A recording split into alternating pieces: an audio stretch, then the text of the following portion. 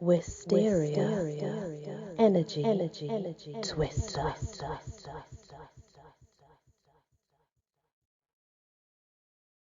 Hello everyone, welcome back to my channel and the continuation of Korean fairy tales. A story of the fox. The fox. Orientals say that among the long-lived creatures are the tortoise, the deer, the crane, and the fox, and that these long-lived ones attain to special states of spiritual refinement. If trees exist through long ages, they become coal. If pine resin endures, it becomes amber. So the fox, if it lives long, while it never becomes an angel or spiritual being, as man does, takes on various metamorphoses and appears on earth in various forms. Yai was the son of a minister. He passed his examinations and held high office. When his father was a governor of Pyongan province, Kawai was a little boy and accompanied him. The governor's first wife being dead, Kawai's stepmother was the mistress of the home. Once, when His Excellency had gone out on an inspecting tour, the yamen was left vacant, and Kawai was there with her.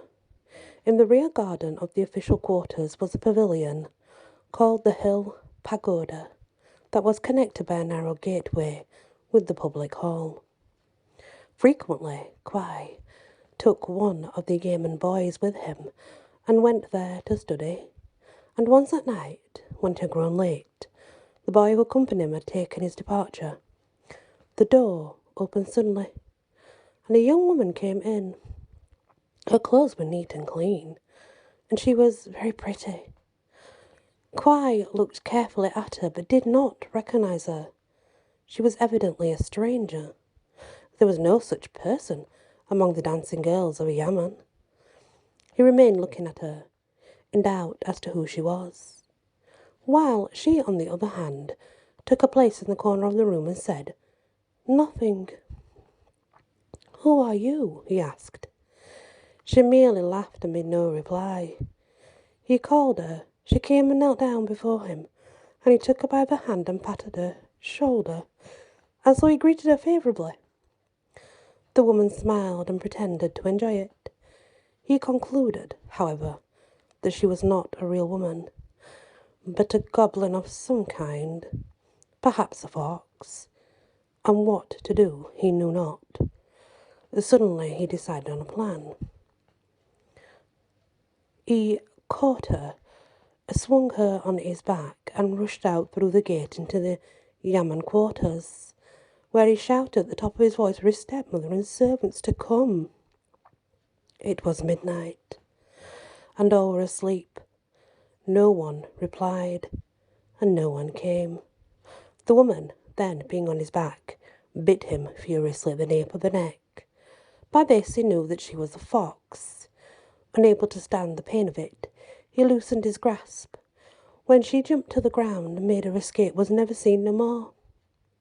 What a pity that no one came to Kawai's rescue, and so made sure of the beast.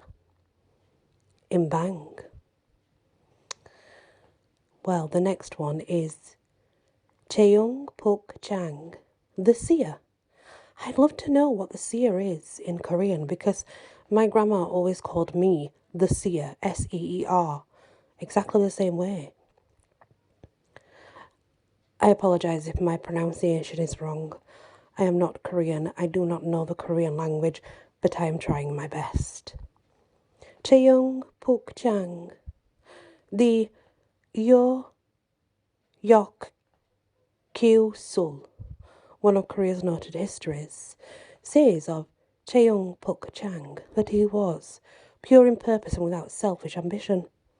He was superior to all others in his marvellous gifts. For him to read a book once was to know it by heart. There was nothing that he could not understand.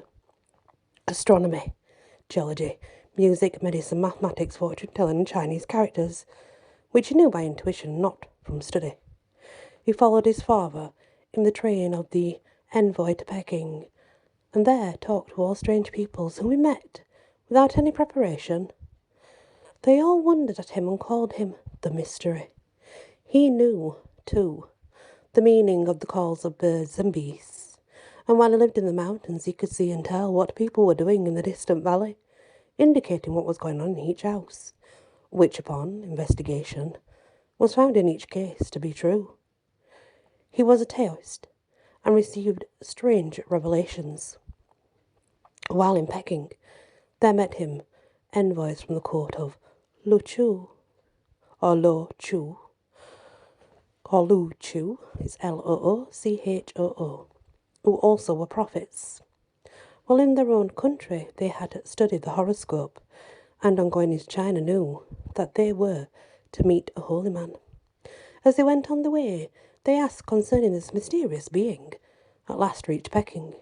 Inquiring, they went from one envoy's station to another till they met Cheung Puk Chang, when a great fear came upon them, and they fell prostrate to the earth. They took from their baggage a little book inscribed, in such a year, on such a day, at such an hour, in such a place, you shall meet a holy man. If this does not mean, Your Excellency, said they, whom can it mean? They asked that he would teach them the sacred book of changes, and he responded by teaching it in their own language. At that time the various envoys, hearing of this, contended with each other as to who should first see the marvellous stranger, and he spoke to each in his own tongue.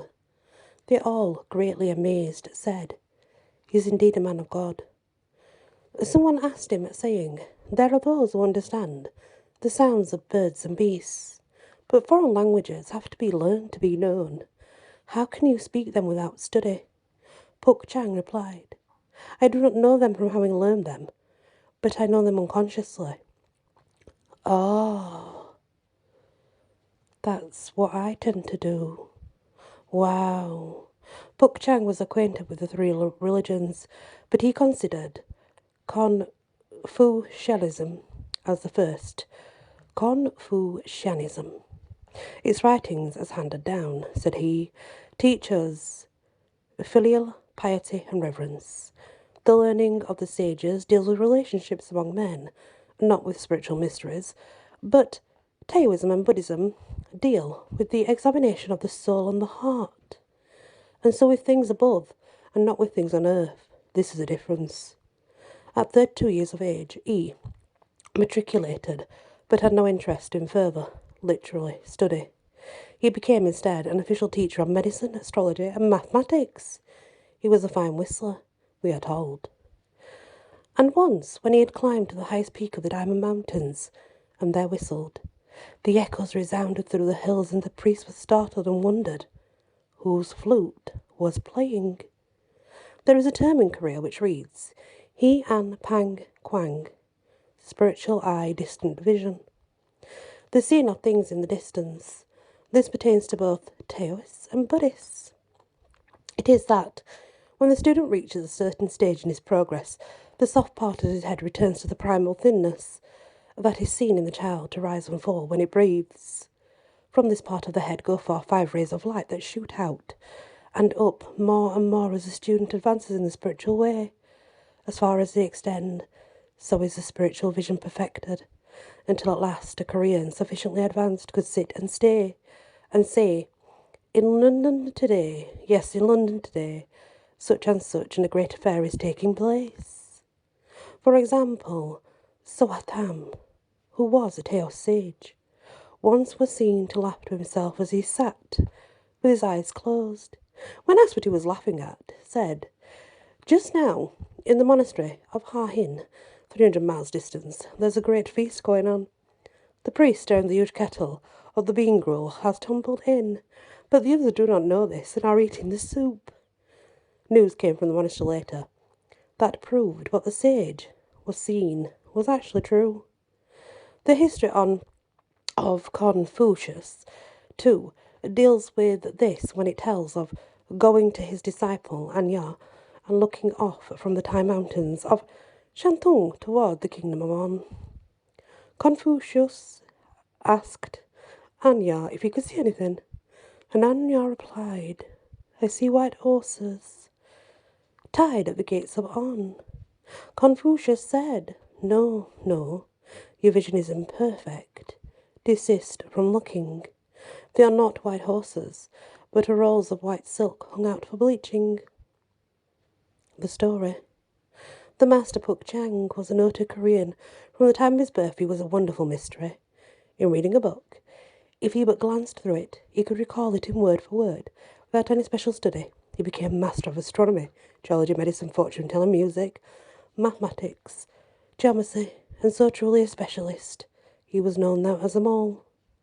He was thoroughly versed in great religions, Confucianism, Buddhism, and Taoism. He talked constantly of what people could not possibly comprehend. He understood the sound of birds, the voice of nature, and much else. He accompanied his father in boyhood days when he went to envoy to Peking. At that time, strange, barbarian people used also to come and pay their tribute. Puk Chang picked up acquaintance with them on the way. Hearing their language but once, he was readily able to communicate with him. His own countrymen who accompanied him were not the only ones astonished, nor the Chinamen themselves, but the barbarians as well. There are numerous interesting stories hinted at in the history of Puk Chang, but few suitable records were made of them, and so many are lost. There is only but that one, the one that I remember, comes through trustworthy witness though. Puk Chang, on a certain day, went to visit his paternal aunt.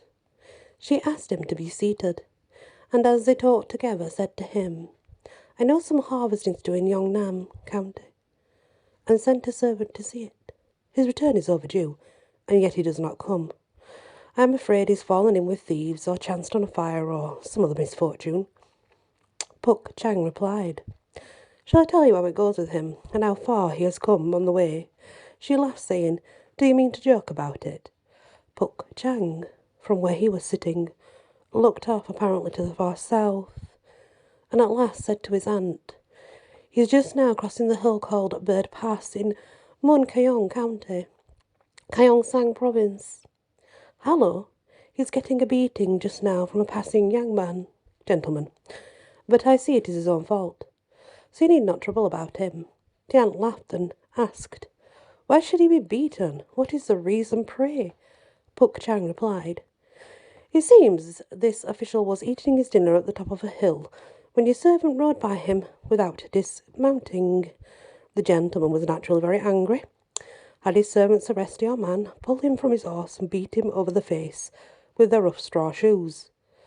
The aunt could not believe it true, but treated the matter as a joke. Yet Puk Chang did not seem to be joking. Interested and curious, she made a note of the day on the wall after Puk Chang had taken his departure, when the servant returned. She asked him what day he had come over Bird Pass. It proved to be the day recorded.